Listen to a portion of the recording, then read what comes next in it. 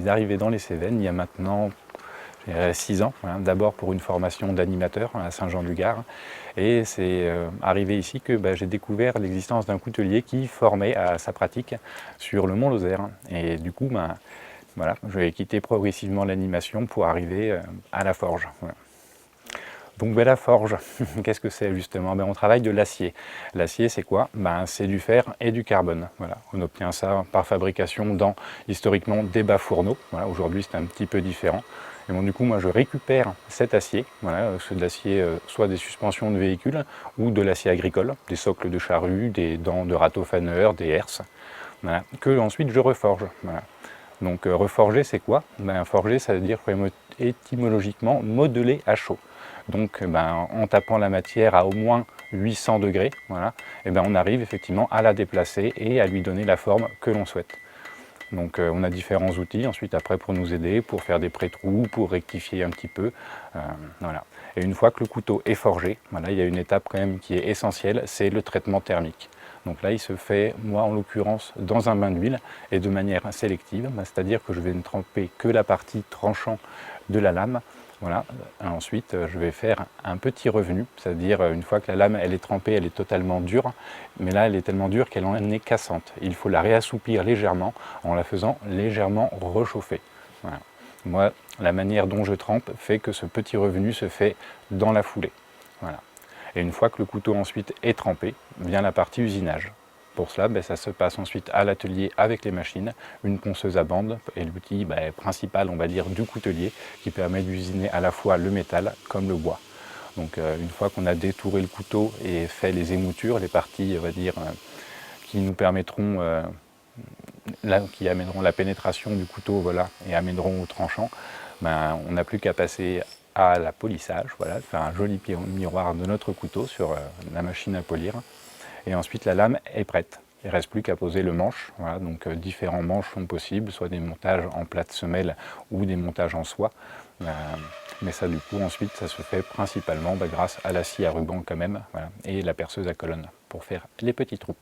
Voilà. Une fois que les couteaux sont collés, enfin les plaquettes du manche sont collées, ils sont encore usinés à la ponceuse à bande, finis au papier de verre et huilés. Voilà. Et ensuite le couteau comme ça est terminé. J'ai toujours aimé moi chiner un petit peu tout et n'importe quoi, principalement du bois. Depuis des années je stocke du bois parce qu'autant j'étais autodidacte dans le bois avant de rencontrer Yves, le coutelier.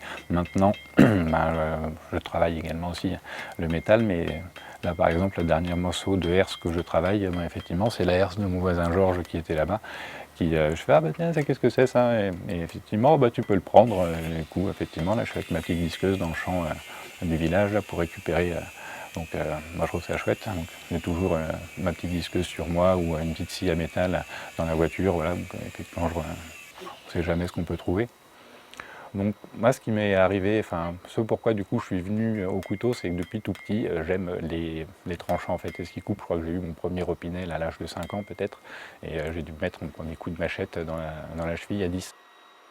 Ouais, je sais qu'on aura toujours besoin je pense, mais le fait aussi d'affûter sur les marches, et là, je fais ça depuis pas longtemps, mais j'ai trouvé ça très plaisant parce qu'au final, redonner vie à un tranchant, moi ça me plaît parce que ce qui me plaît, justement, le couteau d'un coup il coupe, ça tranche, et la personne, tout de suite, le propriétaire est content. Instantanément, je vois un sourire qui s'affiche sur son visage, et ça c'est très gratifiant.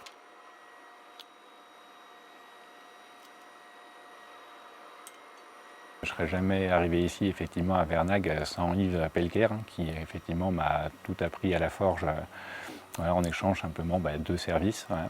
Donc ça, je trouve, sur le principe, c'était vraiment, moi, ça me correspondait. Voilà. Et il m'a bien montré, effectivement, qu'on peut forger avec pas grand-chose. Voilà. Une forge, c'est simplement quelques briques réfractaires posées au sol avec un tuyau et, au moment, en l'occurrence, un sèche-cheveux. C'est vrai que quand je suis arrivé ici, il n'y avait pas grand-chose. Du coup, c'est vrai que j'ai dû construire cette petite cabane là. Je vais demander au bûcheron du coin du village de me trouver un billot pour mettre ma première enclume. Et puis ensuite un deuxième quand j'ai pu trouver la deuxième. Et c'est vrai que c'est un plaisir aujourd'hui. Moi, c'était un des premiers objectifs dans ma vie. C'était de pouvoir travailler de chez moi. Voilà. Et c'est vrai qu'aujourd'hui, j'ai enfin atteint cet objectif. C'est vrai que le matin, voilà, quand je me lève et puis que je vais effectivement allumer la forge, ouais, je suis content. parce que voilà, je regarde autour de moi, le paysage il est magnifique, et je fais quelque chose effectivement que j'aime, mais travailler le métal chaud, ouais, on se sent quelque part un petit peu fort au final, parce que c'est quelque chose qui voilà, est totalement dur et ouais, on a l'impression que c'est inflexible effectivement quand c'est froid, et puis une fois que c'est dans une belle couleur orangée, là comme ça bien vive, on peut enfin le modeler et lui faire faire ce qu'on veut. Je trouve que on se sent puissant quelque part.